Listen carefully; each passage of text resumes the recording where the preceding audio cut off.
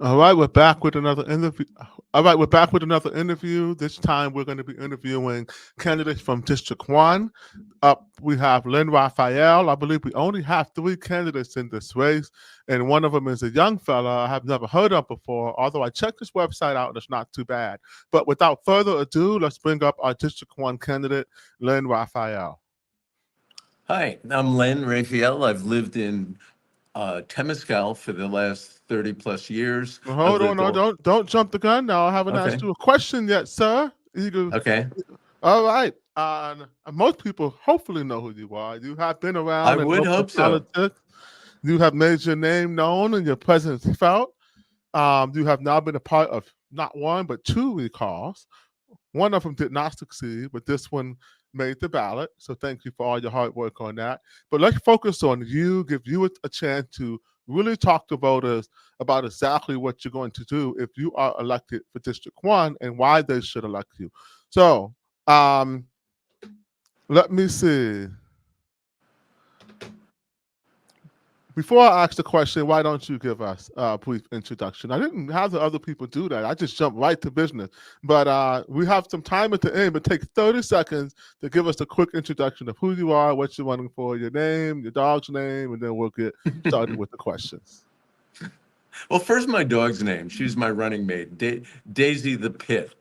Daisy is the queen of Temescal. Despite my amateur campaign consultant telling me don't go around with a pit bull when you're canvassing, voters love her. Who told Now, you that? Whoever said what's that that? they're an amateur, all right. If they said people don't like dogs in Oakland, people love dogs Well, in she Oakland. is a good sized pit bull, let's say.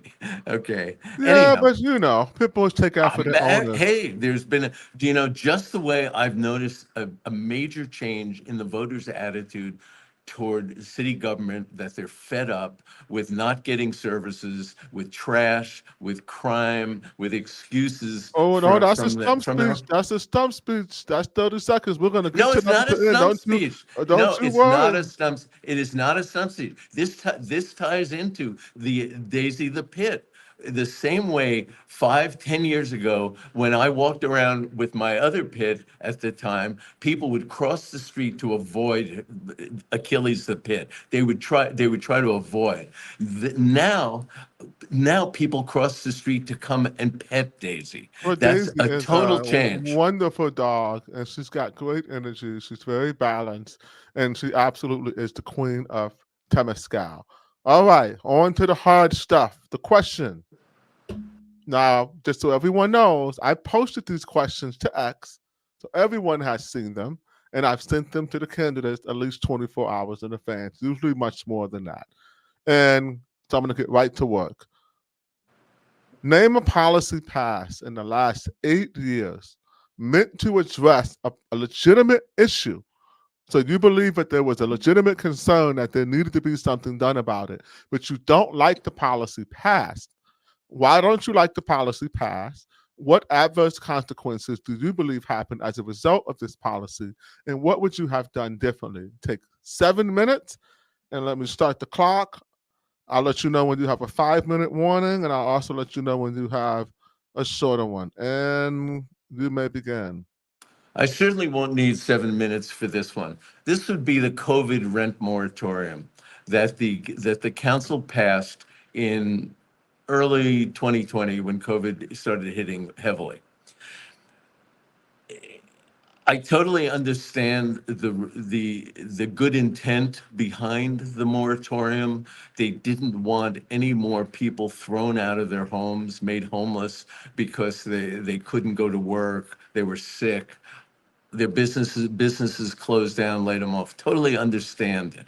However, like so many policies that our city council put into effect, they have unintended consequences that make the whole thing a disaster. And in this case, they did sort of a one-sided moratorium on the tenants paying rent, but they had no control over the banks demanding their mortgages be paid. They had a tiny bit. There was a tiny moratorium on property taxes for a while. There was no moratorium from the utility companies for the landlords who had to pay utility bills. So in effect, it was a one-sided moratorium. The one of the major problems I noticed with it was, besides that, they couldn't force a moratorium on the banks collecting mortgage payments from the owners of the properties. The other thing is They were in forbearance, correct? there was, what's that? They And were there was placed in the forbearance. forbearance was for landlords was very modest. It wasn't like homeowner loan forbearance, very different. What I noticed there on the on the other major problem with it was there was no means testing. There was no, you didn't have to prove that you were somehow harmed by COVID. Anyone could get it. And like that's just an open door for abuse. In fact, what I saw happening, and I have a lot of clients in the real estate rental business. I also have a lot of tech clients as well. And what I saw happening was the small landlords got screwed. The big landlords did fine. And sort of what happened is the big landlords started snapping up the properties that the little guys got foreclosed upon. And that's the very opposite of what we want to happen here. We don't want even more concentration of ownership of real estate here, because that ends Well, up being, why not?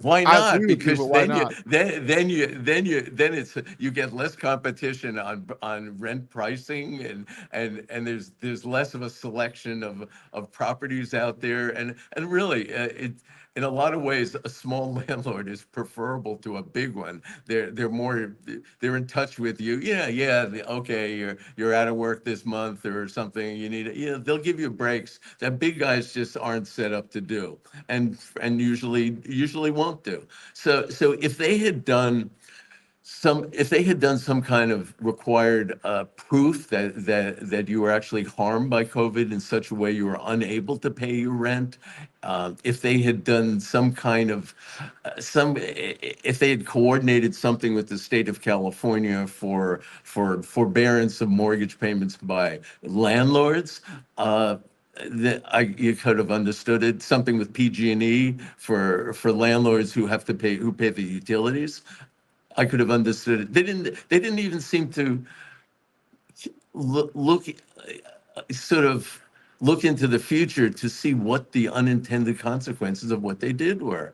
And yeah, that's so typical of them. They have a good intention, and they act on it almost impulsively without thinking, what are the other consequences? Do we really want the total picture to be changed the way this is going to happen? And that to me was so typical of an Oakland legislation that was not well thought of, with had good intentions but poorly written and poorly executed.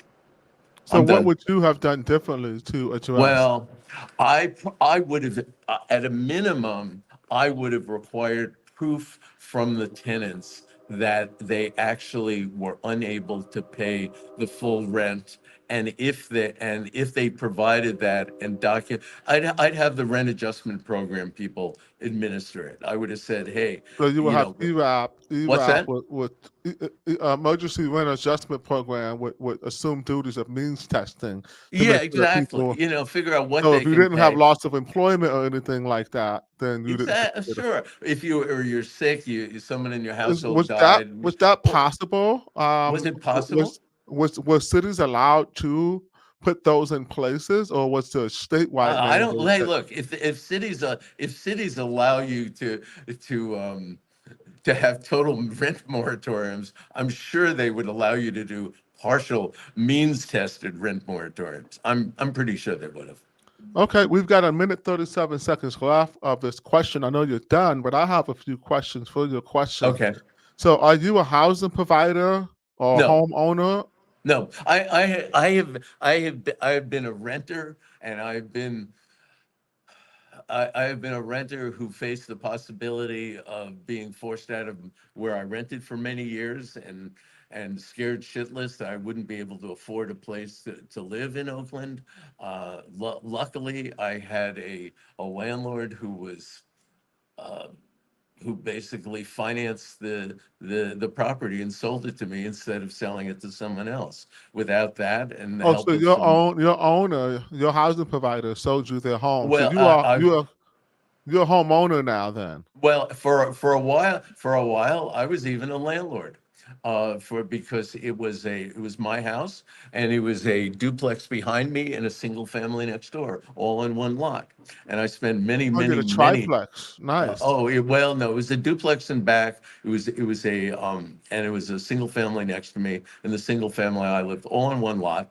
I got to know the building department intimately from acting as my own contractor. And I got to know the zoning laws pretty well as the rent adjustment program rules at that time. Is there a And reason that sorry to cut you off, but we got to go to the next yeah, question. go. Is But there the a answer reason is that no. you're no longer I am no longer a landlord. I have and sold everything off except the house I live in. So so no, I have not you been. sold your properties? I sold all the rental properties except and kept the one I remain in to this day. And so when did you sell them? Was it after the eviction moratorium or before? Oh, way before that. Okay. That was just the We're talking about 12 years ago, easily, Okay, got it. 13 years ago. Just checking because a lot of people. The Yeah, reason I'm sure. asking is because, as you know, No, there are lots of vacant units because people are scared to rent them out because they think that their properties will be damaged by people they can never get out. And as you said, we have very one-sided rules when it comes to housing providing and renters in California, in Oakland, California. You gave the exact same answer as Michelle Haney, who is a candidate for District 3, and she offered the same suggestions for means testing, which shows you that this is pretty straightforward, common sense stuff. So I don't think that people had good intentions. I don't share your I don't share that. I think that the people in charge of these policies actually had sinister intention because they hang with people who say things like "kill your landlord," right? Or landlords deserve to die. At the same time, some of them are landlords themselves, like Cat Brooks. But anyway, that's another well, discussion. what I see is a lack of understanding on the part of the council about the role that landlords play in providing housing. They Absolutely, seem, and they demonize housing they don't providers. understand. Yeah, they don't understand that if you make it really hard uh, to be a landlord here, the supply of housing is going to stagnate, and Well, that's what we they have. don't That's seem to what we get that have. connection, right? Well, hopefully, we can get some people on council who understand how business works, at least on a basic fundamental level. Moving on, very important question. Section 218 of Oakland City Charter restricts council members from interfering in administrative affairs. How does this law affect your ability to deliver on your campaign promises you're making on the trail? And how do you plan on working with the mayor and city administrator, people you are allowed to work with, in order to get things done, both citywide and in District 1? You have 7 minutes to answer this question. Well, I'm pretty sure it's the same provision that I have looked into in the past. And interestingly enough, I think the phrase is it's observed more in the breach than in the action. Another and oddly, no, not so oddly, the two main proponents who or most who the two council members who are loudest about it are Dan Kalb and Nikki Bass. Dan Kalb for years has been the subject of complaints by his constituents about his lack of interest in constituent service. And when you talk to him, and as I have over the years, with us with all sincerity, he'll look at me and say, "The city charter makes it a misdemeanor for me to interfere with the administration of the city Oh, so government." Dan Cobb uses it as a cop out. Well, I'm saying it's funny because, he'll say, "Oh, it's a violation of the separation of powers," and I'll look at Dan. I'll say, "Look, What? yeah, well, Wow. here, look. The way I look at it is in a dysfunctional city, the council members have to take an active role, advocating for their constituents. That's not the same as interfering, but There's no advocating, and that's what restrictions I from would talking do." to constituents, Right. Lynn. There are no restrictions from him talking to his constituents, No, correct? not talking to his constituents, advocating on behalf of his constituents. People will tell me, for example, they'll say there's been a homeless encampment in front of their homes for 6 months, or a Okay, no, homeless no, no. guy has. Let's go with that. Let's go with that. All Yeah, right, let's go with I'm that. living in Nothing D1. happens, is You what they you tell me. are you are the council member. There's Yeah, no more Dan Cow. There's no whatever the other loser is who's right. running. Zach, I don't like that guy. Maybe he'll interview with me and I'll like him. But right now I don't like him. I think he's part of the machine. He's more of the same. I'm not a neutral person. Nobody thinks that I'm a neutral party. But I will give everyone a respectful interview and allow people to see these answers and ask everyone the same question. And if Zach, that's his name, right? Zach Unger. Unger, if he was to come on the program, then he would be treated exceedingly fair. And I would hope that he has good answers to this question. But let's do a hypothetical real quick because you got pretty time left, 5 minutes left here. Let's get to the real Oh, part, the solution. so what So would I, what I would got a homeless encampment in front of my business. In my business, I got an RV and it's burnt out, and it's been burnt out for a week, and it's sitting there. And this is a real scenario, by the way, that happened. And I oh, got a I business. see it all the time. What are you gonna do I have about it, man? How are you gonna fix this, Lynn? You're how my hey, council look, member. you know what what I'd say is I would call up the building department. I would call OPD is a waste of time. They're going to say it's not our problem, right? I got it, and most likely the building department and they're going to say, oh, send Macro out there or some silliness like that, and Macro's going to go bring some water and some food and basically Meals on Wheels, and that's not going to make it. Never mind anyway. And the way I see it has to as a council member, I have to push the council to enforce their own encampment rules and greatly strengthen them, consistent with Grants Pass Supreme Court ruling, which Newsom, Mayor Breed, the mayor of San Jose are all saying we have to put into Oh, place. okay, but that's what Gallo's doing. And no disrespect to council member Gallo, his district has one of the worst encampments It on does, the high street, and right? he's been screaming and cleaning it and screaming and hollering, and in good faith, he's been very consistent and persistent in talking to the council about getting more services, but And nothing happens.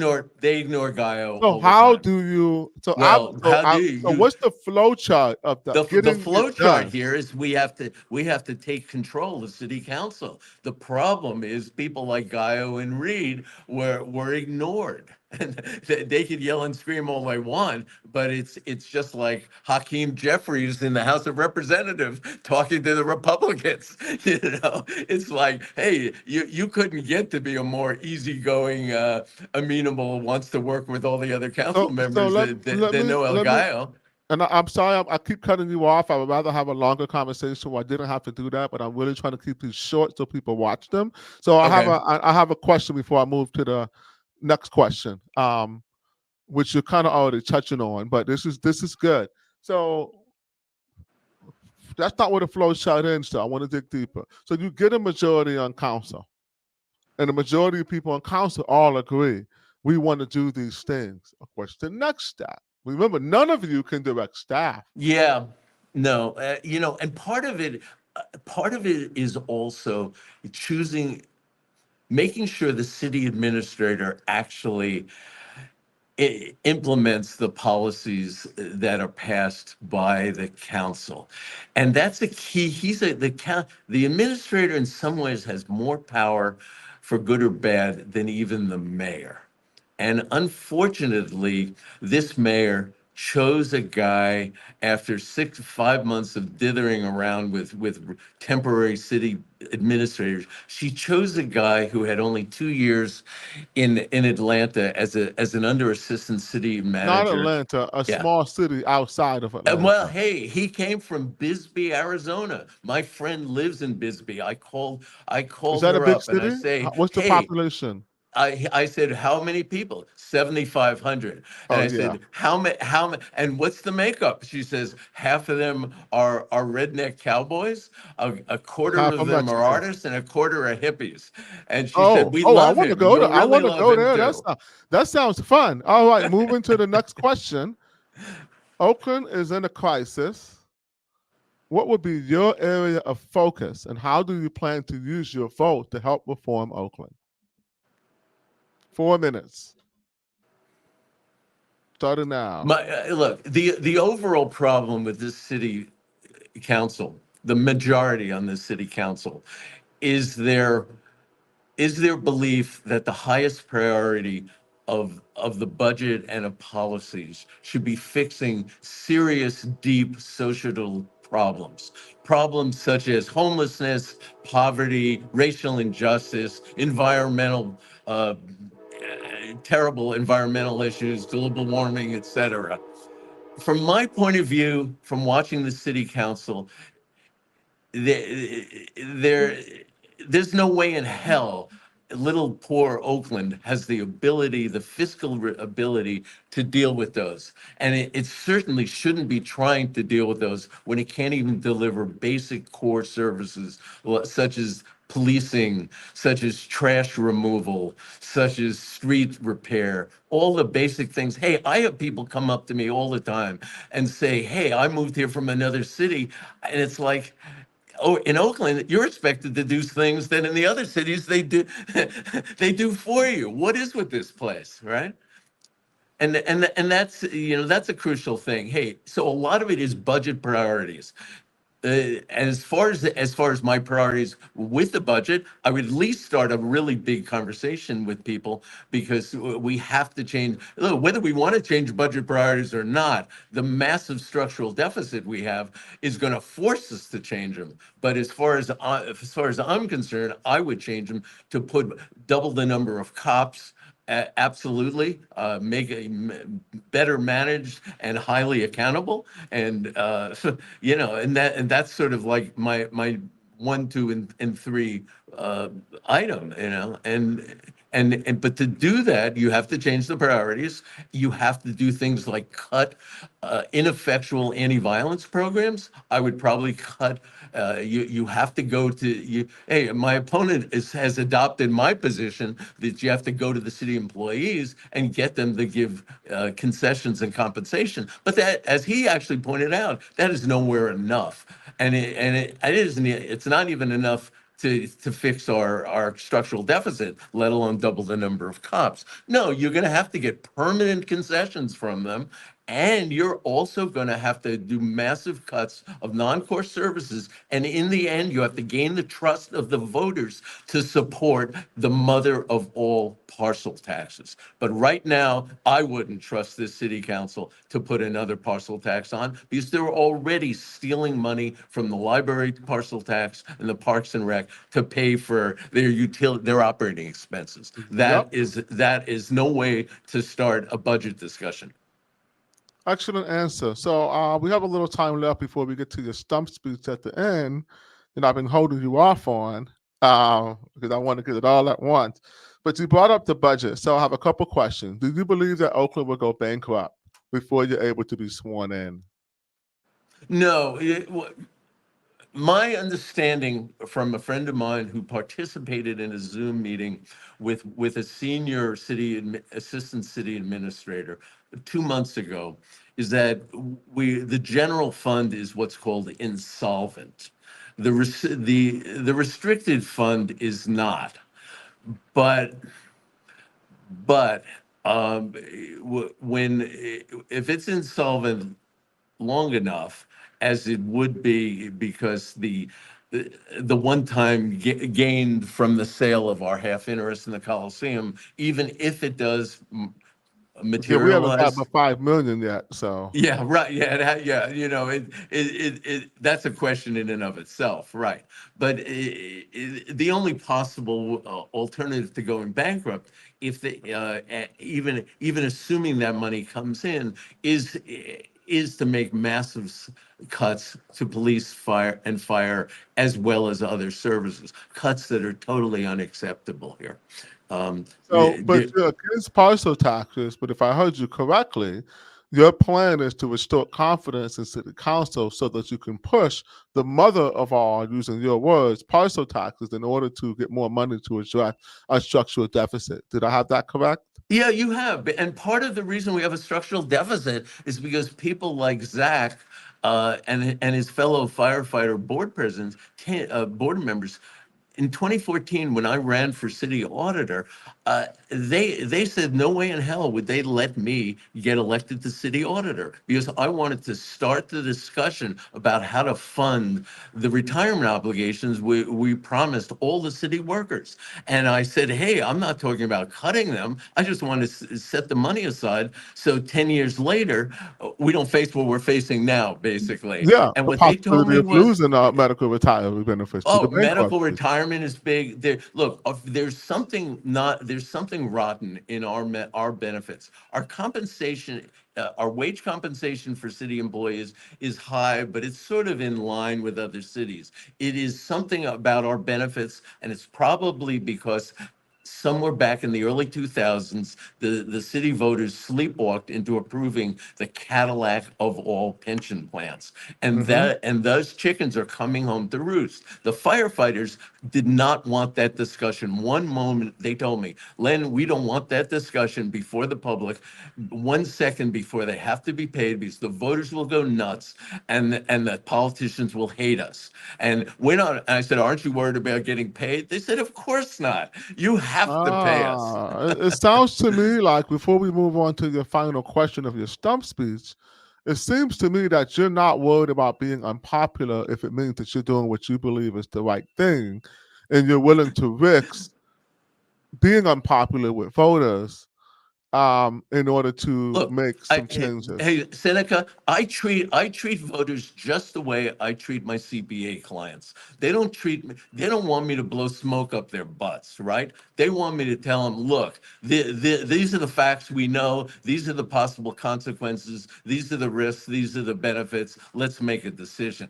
They they don't want me to say, oh, everything's wonderful. Don't worry, be happy, Don't worry don't about worry, this bankruptcy coming. You're Exactly. fine. It's look, the The other thing, IRS, don't worry about the well, wait, IRS. These are the last thing I'll nobodies. say is there is nothing progressive about bankruptcy. Why and why not? Why not? Because it it will, because a bankruptcy judge is going to slash vital services to the poorest residents in this town. Bankruptcy judges don't give a shit about poor people. They care about paying the state obligated obligations for the pensions. And the other thing they'll do is they will eliminate the medical benefits because Hmm. those are not And protected, now, just as and they did in if our Stockton and cops, Vallejo. Yeah, yeah, yeah, if our yeah, police no, use, yeah. if they're gone, you'll see an exodus They're of, yeah, gone. It is they're not a good, gone. it is Yeah, something you want to avoid. Yes. yes, Not to we mention have the to pot. avoid it. We have Right. to avoid it. Yeah. Stockton And is I'm still staggering. Stockton and Vallejo are still staggering along. It didn't help them a whole bunch. Well, I'm happy to hear that we have the potential of having someone who has the municipal finance experience and acumen to help guide the city. Hopefully, voters will hear this and consider voting for you. And to help them out, you got 2 more minutes to give us the rousing stump speech of why everyone who hears this Hey, program, and it could be thousands of people. I think Judge Brendan's already got there you 2,000 go. Hey, views on her look. Okay, video. I'll Why are give we you my voting for route. Lynn Hey, I'll tell you. Raphael for District 1? Let's go. All right. Hey, I'll tell you how I approach voters on the street. I stop people on College Avenue, on Piedmont, on Telegraph, on 40th all the time. And the way I say is, look, if you want to, the threshold question, if you want to vote for me or not, I ask you, do you think the mayor's doing a good job? If you do, I am not your guy. Zach Unger's your guy. He got us the mayor. He's endorsed by the mayor. I'm one of the organizers of the recall of the mayor. And for good measure, year, I'm also one of the organizers of the recall of DA Price. And when I say that, 75% of them smile and they say, does anyone think the mayor's doing a good job? And then they listen to the rest of my platform. You got another minute 20 seconds to tell us Oh, I how have you're more gonna time left. how will Yeah. you use your plan to reform Oakland? We want What is solutions. Us, well we as I said, we're done commiserating here at Gotham Oakland. We want to hear some. We demand solutions, Lynn. Well, what are the solutions to Oakland's look, problems? You got one hey, more look, minute. as I look, when I say double the number of cops to 1,200 to reduce crime here, look, I'm not saying we're going to eliminate crime. I'm saying we just got to get it down to the levels of comparable cities around here. So when I hear these politicians like Dan Kalb and Bass say, "Oh, you got to fix the underlying causes," at best, spending money on more police is just a waste, and at worst, it just sends them into the school to prison pipeline. I say, look, no one wants to put people, lock them up in jail and throw away the keys. Hey, I was the treasurer of the Police Accountability Coalition for 7 years. I worked hard to get the independent review on the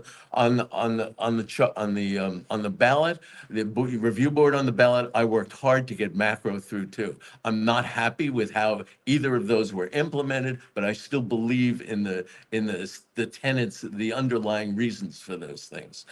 And look, I mean, without a change in our focus, so that we laser focus on core needs, we're not gonna be able to deliver just the basic services that everyone in this town deserves. And when we get that, we could turn into as thriving as New York City is. We have wonderful people. We're close to UC Berkeley. We have great cultural. We have history. We have all sorts of wonderful strengths, but those benefits are not being realized because of the crime, because of the filth. It's awful. And businesses are closing, people are leaving. It's not a good thing. Well, hopefully we can turn it around. I think we can. I Hey, would look, vote people for ask me you if why I I'm was in running. D1. Hey, I am a diehard optimist. I know we can turn it around. Absolutely. I appreciate your optimism, your sacrifice and courage in running for public office. Those of you who have never done it, it is a very demanding. It has very little rewards except for people who do it for the right reasons. And we need to And vote and for it our and it neighbors. takes and it takes a toll on one's family too. It really does. It really I does. Yep. skipped this election cycle because I couldn't do it again. I Um, would like to put in a word for my spouse, Betty Raphael, a retired well, hey, RN and longtime CNA member. well, thank you for running for people like myself and running for Oakland. Lynn Raphael for District 1. You can check his website out at lensforchange.com. Make sure And it's no link to click. don't forget my slogan, City Hall needs an intervention. City Hall needs an intervention. Hopefully, Lynn Raphael can help be one of those people doing so. And I agree with you. When I hear root causes, to me, all I hear is you're not going to do anything about the problem. And you're Right. I deflecting and you're agree. trying to create an impossible situation so you have no It's an burden excuse not to to do do anything. anything. Yes. Exactly. Well, we're not doing excuses this year. We're going to take this city back by the grace of God and get Oakland where it needs to be. And I'm looking forward to a bright renaissance. And hopefully in the next 50 days, 49, 50 days, we can wake enough people up to vote for you in D1. But I will be offering an interview to Zach Unger. I doubt he takes it, especially if he sees this one. I He don't knows I'm know. going to. Maybe he will. You know what? I don't Empower know. Oakland has Look, endorsed he him. might take it. Look, he's a really nice guy, and I've met many people who know the family, and some of them say he's a great guy. We love his family. We don't want a union president sitting. Whether he's recuses himself, resigns, retired, doesn't matter. It's a massive conflict of interest to expect a longtime union president to simply switch hats, take off his firefighter union hat, president hat, and put on They a city represent council the hat interests of and the look out people. for all the Yeah, voters. I agree completely with that. But let's just keep it real. Let's say that Zach Unger wins. He's ahead in the polls. He's got a lot more money. He's been endorsed by everyone. You're very unlikely to win unless he gets abducted by aliens or, God forbid, something happens to him. So if Zach Unger wins, what does it mean for your activism? How do you plan to work with him to help him out? Do you plan to work with him to help him out and to succeed, or will you just basically launch an oppositional campaign for the duration of his tenure with the goal of removing him from office in 4 years? Whoa. I would no, I would just work with some of the more reasonable city council members. I wouldn't pay any attention to Zach Unger, much the way trying to get his mentor and supporter and endorser Dan Kalb to change was a total waste of time. I tried over the years, but Dan was just and Dan was just convinced he knew the answer. And Zach is really cut off. He's a chip off Well, the Dan, same Dan block. Cobb, I don't like Dan Cobb. I almost pulled his puppet out, but I didn't want to tarnish the interview with any juvenile antics because we're supposed to be serious here. But I will say, Zach is not Dan. I don't know Zach from a hole in the wall. I don't want him elected to city council. But I will say you may want to, if you already tried to work with Zach Unger, you're well within your license to say, I don't want to work with him. But as a Oh, of District course, 1 neighbor, I'll work. Look, I'll work with him, but as I say, hey, don't say if it we for don't, if me. we don't, if I want my the real deal. what Don't say it for me. If you look, I wasn't going to work with Shin, right right? there you The go. moment the moment she won, I launched an oppositional campaign Right, because right. I knew that she wasn't the person who No, actually legitimately won. I'm the only mayoral candidate who filed for a manual recount, and I right, still think that when you disqualify 3,000 votes in an election decided by less than 700, and we sure. don't know why those votes were disqualified, and we know there was intentionally misleading language on the ballot saying collect no more than one oval per candidate, you can follow those instructions and have your vote disqualified. Um, it's a problem for me. So anyway, I don't want to get too off topic. Well, yeah. Now, but of course, in the case of the mayor, by the way, the reason I got into helping with the recall of the mayor was different from some other people. I didn't start right away on that one. As much as it pissed me off that she fired a decent, well-trusted police chief and that she blew a $15 million retail grant. As much of those things pissed me off when last January when I asked around what's she doing about the budget and what's it looking like, and the answer came back nothing. She knows it, the council knows it, and instead, fast forward to June, she Oh says, yeah, and "Oh, it's an true. unanticipated fiscal It is. emergency." It's I would like, love to have right, another conversation on the budget. I'm sure something will come up about the budget that will give an opportunity for me to interview you in the very near future because I okay. want to pick your brain about that. But yes, the overestimation of the real estate transfer tax, amongst a host of other things, when you know that because of the eviction moratorium that we spoke about earlier, a lot of people are doing the adjustment of the tax burden because they didn't make any money off those properties.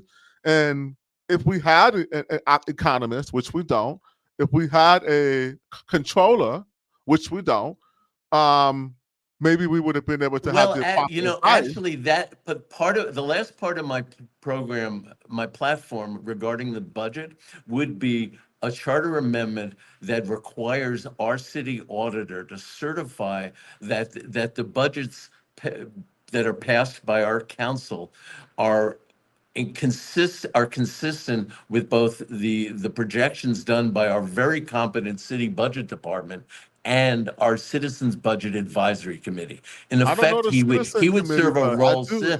just like the Congressional Budget Office. Unlike Congress, we can't run deficits. But if the auditor did that, these council members could not go off Have you talked into a to our fantasy, city a auditor fiscal about this fantasy land. idea? What? Have you talked to our city auditor about this idea? I have an Because he's running appointment. unopposed, so he's I've going to been talking be. about meeting with him. He would have to have more staff. That's the other thing you do when you're broke. You don't cut the city auditor's staff. If anything, you increase it because fraud and waste is even bigger an issue when you're Yes, short on because we money. have less money, we need to pay more close Absolutely. attention to That's it. not the What time to well, cut. our mayor did cut his salary, Oh yeah, his staff, not his it was salary, his staff. absolutely stupid. And this is after a decade-long effort by both the Chamber of Commerce and the Jobs and Housing Coalition to lobby to add additional Right, budget. The right. I know. chamber going so far as to raise money themselves to give to the city auditor's department, like, here you go, do some more audits. This is when Courtney Ruby, who I was a Right, big fan of, right. was our city auditor. But the new guy seemed to be really good. What's his name? Michael? I like Michael What's his Houston. name? Yeah, no, Michael? hey, he What did is the his name? Michael Houston, I believe. Okay, I thought Yeah, so. Okay.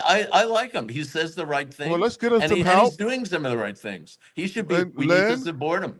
the best part of your interview came in the last couple of minutes. So I'm going to chop this thing up so that we can have like 4 interviews and 4 videos. So we can have each question has its own video to it so that we can get to your incredible idea. I don't know if it's been put out there before, but to empower the elected city auditor to have to sign off on the budget and run it through the city budget finance committee and also the civilian finance committee. Am I getting those No. correct? What there is a city budget department that's headed by a guy named Brad Johnson. Very competent guy. He routinely goes before the city council and tells them And they ignore him. They laugh they're at off. him. They're not what? Remember, Nikki Bass said, so next door neighbor is an investment banker, and she said he's wrong, and that was it. That was enough for Nikki. Nikki Bass said my neighbor is better trusted Yeah, advisory than anyway. We could I be mean, here. look. We could be here all day talking policy. Well, the only other thing I would say is it's really not a good thing that the only person on that city council with any kind of private sector experience is Noel Gallo, and his experience is working with school districts. Yeah, man. It would really be a healthy we, thing to have someone with well, we had private Lauren, and sector they experience. ignored Lauren Taylor. He had an MBA. He was. You're right. Uh, That's right. Lauren did have private, and and you're right. He ideas. did. Lauren often presented, solutions or amendments that were ignored. I can't tell you how many amendments or things that he worked hard on were Really? laughed out the room by They that just city ignored council. it. Yeah. Hopefully one day we'll get Lauren back in office so we can see what he can do when he actually has the power to implement his ideas. I've always been a big fan of former council member Taylor, and I'm looking forward to him running again for mayor. I'm not running, if you're wondering and you're Oh, listening. darn. I'm not running. I'm not Oh. running. I'm not doing it. I like doing what I'm I doing right was so now. hoping you were going to run for council down here. No, maybe city council one day, but I don't know, man. I like my role right now. I think that I would rather work hard to make sure that neighbors like yourself who actually are qualified for the positions you're running for, who actually are really deeply not just in tune with what Oakland needs, you really care about this city. You have no stepping stones. You're not No, looking for a higher I'm not office. doing it for fame or fortune. And really, if there was any if there was any indecent moderate candidate running, I would have worked for them. But there wasn't. It was Well, we me don't or have no it. one. We've I'm like, got no you. So way. keep working hard. 49 more days. You never know what can happen. Oh, wait, hey, Um, Seneca, there is one point that I never added to my platform, but it was a point you made when you were running that I really liked, which is the the office of mayor really should be strengthened instead of the way right now. What I would say is we have the worst of both worlds. We have the worst of a city manager world and a strong mayor. We have neither. So either neither. you go We have back a to a city, confusing hybrid system. what? We have a hybrid system that no one else has. I Right. can't find another city It's charter the like worst of Oakland, all America. worlds. Either you Yeah, go to Jerry Brown really screwed us a with strong that. mayor, He or you really go to a weak mayor with a city manager. But this No, half-ass thing is the I don't. worst. I think because of our size, they're trade off to both. And if you're listening to this part of the conversation and you're still here 43 minutes in and you want to learn more about this, look at the Spur report put Yes, out I in agree. November of 2021. November Yep. 2021, Spur Making Government Work put out a host of recommendations. And I learned it from them. It Yeah, was I not an know, and I original read it when you pointed it out. No one else brought that up, which You amazes know me. what? I told Lauren to run on it. He didn't run on it. I begged him to run his campaign. He wouldn't hire me, and so I ran for mayor. And so if you're listening and you're wondering why I ran for mayor, it was because that was the only way for me to push Right. into the discourse what I thought was the best solution. Right. And so I didn't think I was going to win. And not everybody who's running is doing it to win. Sometimes people have, but you're running to win. You are running I'm to running win. to win. That's right. So keep You the know, in faith. fact, people ask me, what does the job pay? I have no idea. I don't even know what they pay. Enough. Right. I Enough. know. Enough. Oh So yeah, hey, no, Lynn, I'm out there canvassing hours a day. You know, I'm going up to random people, and hey, I am a CPA. You know the joke about how do you tell an extroverted CPA?